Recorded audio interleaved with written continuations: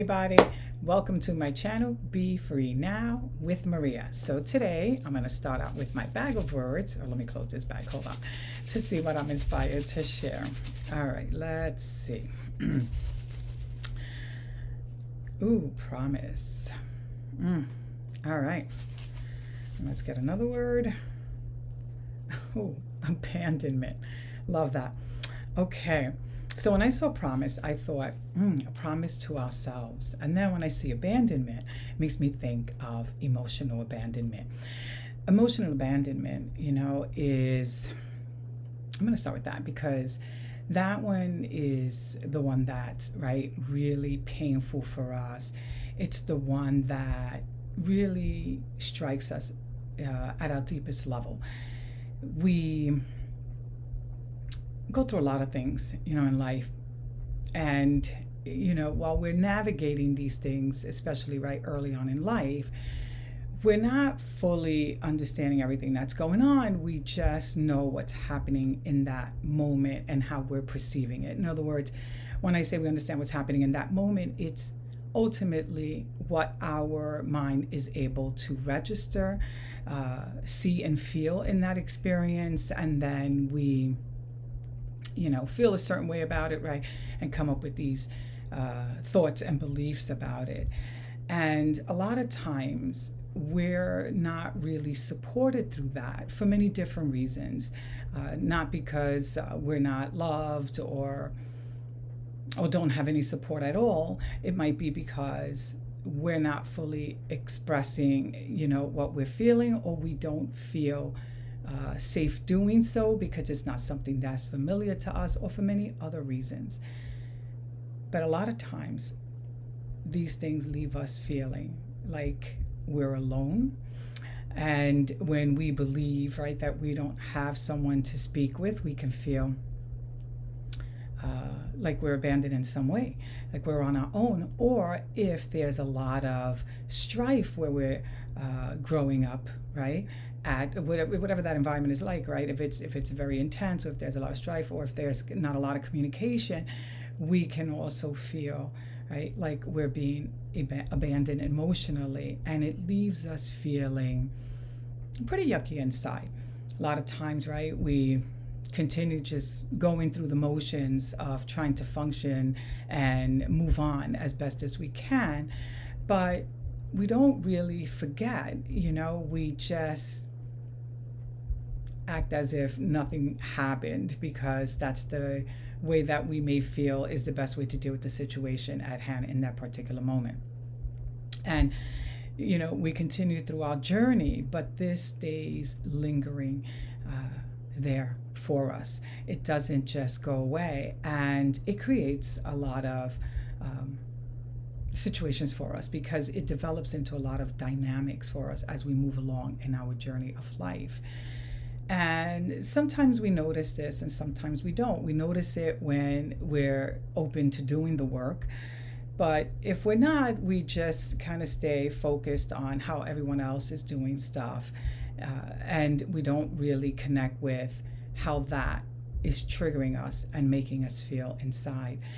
But that piece is very important because if we don't address, right, how it's making us feel, then we allow ourselves to stay in that space. We're not growing. In other words, it's almost like we're staying blind to the fact that this is an issue for us. We're not acknowledging it, we're not addressing it, and therefore it continues to be there and cause stress in our lives because of it. In other words, it's not the situation that's necessarily causing stress, it's the way we're dealing with it or not dealing with what we're feeling that then leads to that, right?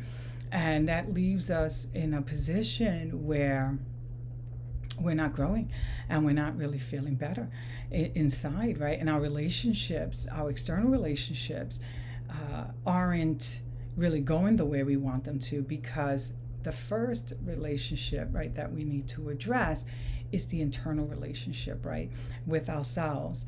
And if we don't do that, then the external relationships are also just going to be a reflection of the internal relationship. And that, right, if that internal relationship isn't, one that we feel supported or loved in or good in, right, then this is something that's gonna, spill out, and we're not gonna be able to cultivate relationships that we desire because we haven't really cultivated a good relationship within ourselves, right? That if there's a sense of abandonment, is still lingering, and then there's a lot of sadness attached to that hasn't been addressed and hasn't been dealt with, and so therefore it's still hanging around and causing, I'm going to say issues, I guess, for lack of a better word, right, in our present day situation and what's happening in our lives and in our relationships.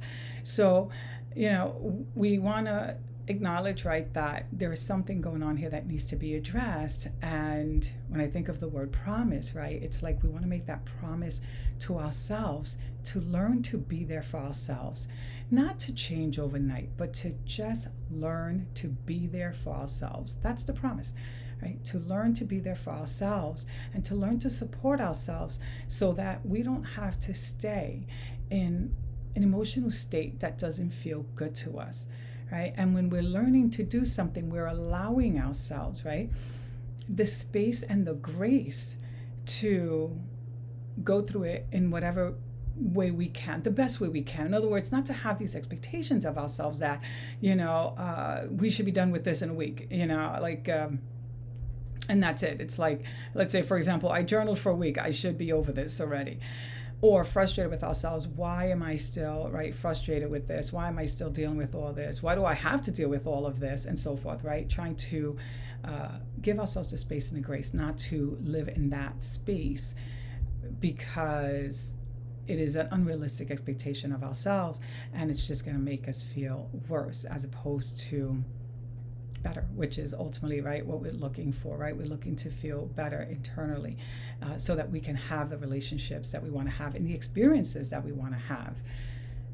But we want to give ourselves, right, that space, and we want to give ourselves that grace so that we can go through this journey and through this process as patient as possible, right? We want to be patient with ourselves, but we want to make that promise to ourselves so that we can start turning the tide, right? We can start creating some shift and some movement in the direction that we want to be in, and finding that courage, right, to start with ourselves as opposed to trying to get everyone outside of us or every situation outside of us to be exactly the way we think we need them to be so that we can find our joy or live in our joy. Because we're not really finding it out there, it's really within ourselves, and we live in it through the choices that we make and the promises that we make to ourselves, and we cultivate from that space something that gives us what it is that we're looking for emotionally and even externally, right? So, yeah, that's what came to mind when those two words popped up. I hope that this video has helped you in some way. And that you have a beautiful day. If this video did help you, please hit the like button and subscribe to my channel so that you can be notified when I upload further videos.